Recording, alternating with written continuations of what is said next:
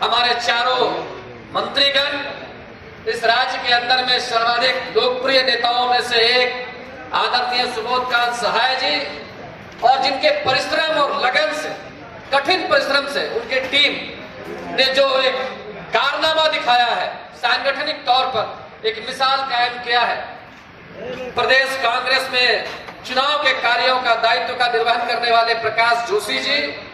जितेंद्र कसाना जी, भावेश चौधरी जी, प्रणव झा जी, राज्य के कोने कोने से आए हुए हमारे सभी प्रखंड होता है। आज जो भी प्रखंड अध्यक्ष यहाँ पर उपस्थित हुए हैं, सभी नए निर्वाचित प्रखंड अध्यक्षों का मैं दिल की गहराइयों से उनका खैर मकदम करता हूं, उनका इस्तकबाल करता हूं, उनका अभिनंदन करता हूं। हम लोगों ने ये सुना है कि 70 और 80 के दशक में, मोहतरम जनाब यहाँ फुरकान अंसारी साहब मौजूद हैं, पुराने लोग बताते हैं कि 70, 80 और 90 के दशक में जबकि स्वर्णिम काल हुआ करता था कांग्रेस पार्टी का, सांगठनिक तौर पर कितना महत्व मिलता था। जब राष्ट्रीय नेता और राज्य के मंत्री प्रखंडों में और जिलों में जाते थे तो विधिवत तौर पर उनको सूचना दिया जाता था, और सरकार के जो पदाधिकारी थे उनको बुला करके बुलाते थे, उनको आमंत्रित करते थे। हम ये उम्मीद करते हैं कि अभी हम लोगों ने बहुत सारा दिशा निर्देश अपने प्रखंड स्तरीय नेताओं को दिया है। हम ये उम्मीद करते हैं और ये अपेक्षा करते हैं कि जो प्रदेश के वरिष्ठ नेता हैं और प्रदेश के जो मंत्री हैं, जिन्होंने एक अच्छा एग्जाम्पल सेट किया है, एक नजीर कायम किया है। मैं देख रहा हूं पिछले 1.5-2 साल के अंदर में कि जब भी ये प्रखंडों में जाते हैं, जिलों में जाते हैं, तो ये प्रयास उनका होता है। हम ये आग्रह भी करेंगे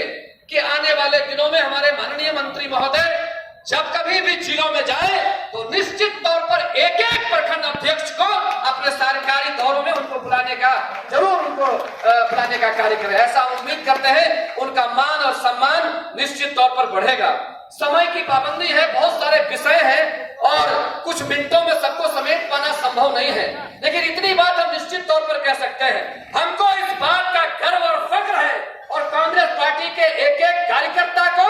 इस बात का गर्व और फख्र होना चाहिए। 135-40 सालों का हमारा बेदाग रिकॉर्ड है, और हम ये कह सकते हैं इस मुल्क के अंदर में सामाजिक सद्भाव के लिए, सामाजिक समरसता के लिए,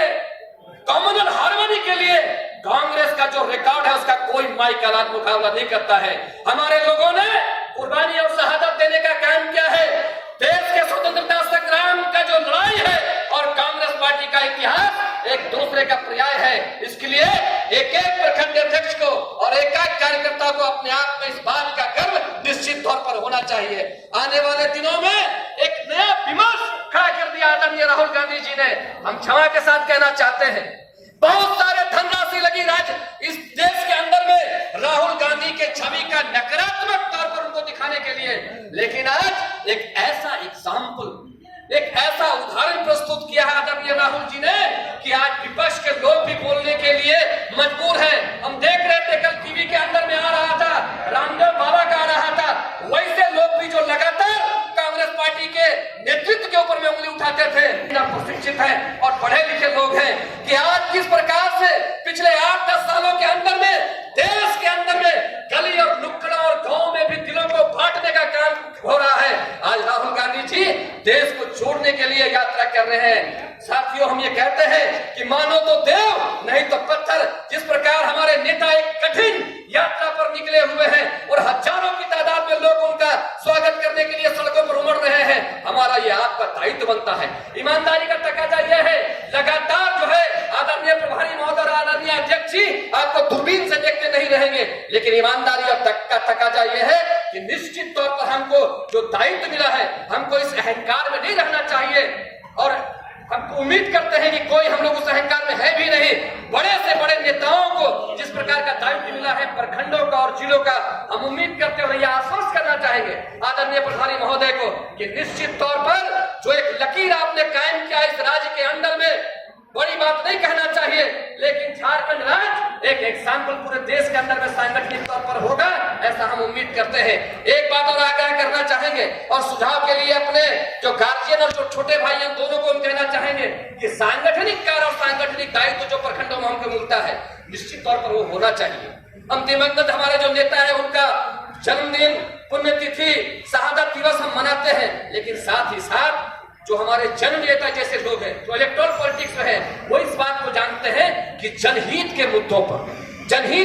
पर लगातार हमको जीवंत संघर्ष लोगों से करना चाहिए और इस घमंड में रहना चाहिए। राज्य में सरकार हमारी निश्चित तौर पर गठबंधन की है, हम उसके मर्यादा का पालन करते हैं, उसका आदर करते हैं। सरकार के जो जन कल्याणकारी योजनाएं हैं उनको सफलीभूत करने के लिए, कार्यान्वित करने के लिए हमारा प्रयास होगा, उसका प्रचार प्रसार करेंगे। लेकिन अगर उसूलों पर आंच आएगी, कार्यकर्ताओं को अपमानित करने का काम होगा या कोई ब्यूरोक्रेसी सरकार को बदनाम करने का कोशिश करेगी, तो सामने आने और लड़ने और टकराने के लिए भी हम लोग को तैयार रहना चाहिए। इसी आशा और उम्मीद के साथ कि आने वाले दिनों में दिन दुना रात चौगुना हमारा संगठन यहाँ पर तरक्की करेगा और भारत जोड़ो यात्रा को लेकर के एक महती दायित्व जो है यहाँ के कार्यकर्ताओं को मिला है। हम उम्मीद करते हैं कि इंशाअल्लाह आने वाले दिनों में हम लोग पूरी ईमानदारी के साथ उस कार्यक्रम को कार्यान्वित करने का काम करेंगे और जिन लोगों का भी नाम सेलेक्ट करके आप भारत जोड़ो यात्रा में भेजेंगे, हम लोग जाकर के वहां पर अंतिम दम तक, जब तक हमारा टास्क रहेगा, राहुल जी के साथ चलने के लिए तैयार है।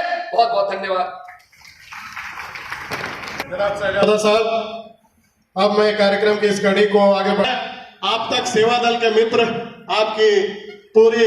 व्यवस्था को देख रहे हैं। अब कुछ नेताओं का भी उद्बोधन हम लोगों को सुनना है,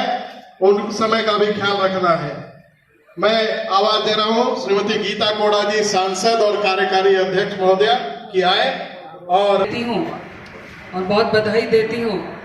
कि आप लोग आज यहाँ तक पहुँचे हैं। जिसमें आपकी बहुत कठिन तप है, आपका संघर्ष है कि आज आप यहाँ तक पहुँचे हैं और मैं आपको बहुत शुभकामनाएं देती हूँ। ये कठिन तप किस कारण से है, इतना सभी की बातों को सुनते हुए, सभी तरह की कई तरह की बातें हुई इस पूरे कई महीनों में, कई आप लोगों ने दौरा भी किया, लेकिन उसके बाद भी आप लोगों को ये सारी चीजें उपलब्ध कराए।